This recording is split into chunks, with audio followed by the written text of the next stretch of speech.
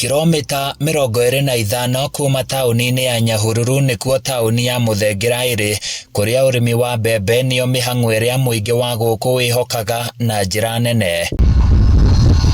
Ngumo ya mũthuri ũmwe wa itũra rĩrĩ nĩ ĩratũma tuohe thabarĩ nginyagia mwena ũyũ nĩguo tũrũng'e 2-3 ciĩgiĩ mũtũrĩre wake.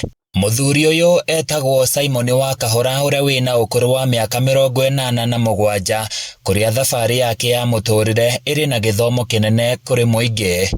Wa Kahora aramba gũtũririkania ũndũ ũrĩa wamũkenagia mũno hĩndĩ ĩrĩa arĩ ndagĩtarĩ wa mbirarũ, amu o mũthia-inĩ wa kiumia gwake kwahanaga thibitarĩ. Mwaka wa 1963 Wa Kahora arĩ abitha wa mbirarũ cia bũrũri, kũrĩa atungatĩre kwa ihinda rĩa mĩaka 20 na kũhota gũkinya gĩkĩro kĩa meja wa mbirarũ, na ona ihinda rĩake rĩa kũhurũka wĩra rĩtakinyĩte agĩtigithio wĩra. From lieutenant, then I was given a captain.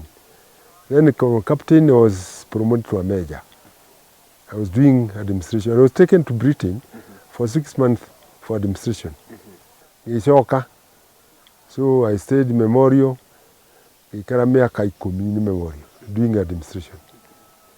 Gidira madaktari na nurses. Ni da aputiro ni gũteithia andũ. Wega na tha cia meja wa Kahora nĩmo maũndũ marĩa matũmire mũtũrĩre wake wĩihũrwo nĩ nduma, ĩndĩ ndaigana kwenyenye kĩroto gĩake gĩa gũcenjia ũthiũ wa itũra rĩa Muthengera na gũteithia arĩa mabataraga ũteithio wake. Nĩndahithirie thigari 30 mũgũnda mũndũ ĩka 10 ndindĩka. Rĩu because of that ũiru akĩrwo jiji nene matuĩka Mũcariti na Njonjo, rĩu nĩ mũru.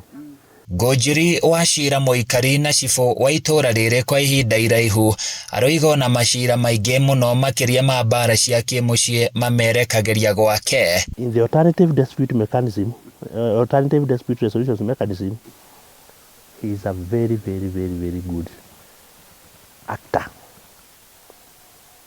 Ona mũgĩrani na mũtumia mũthiĩ mũkore meja wa Kahora mũkuma kũu mũgĩthekaga. Nĩnjũĩ makesi nyingĩ mũno acokanĩrĩirie andũ. Mũcango wa mũthuri ũyũ mĩhang'o-inĩ ĩtiganĩte ya ũkũria wa itũra rĩrĩ ũthiĩte na mbere na kũrehe ũtheri maitho-inĩ ma njiarwa nyingĩ.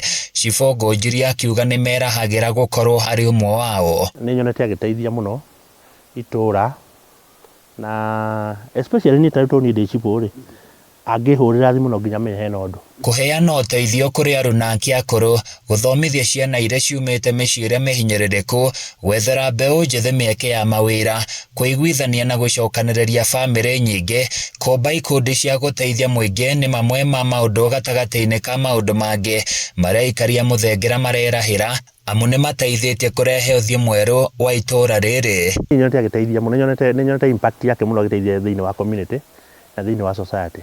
Another issue, Meja wa Kahora is a nurse by profession.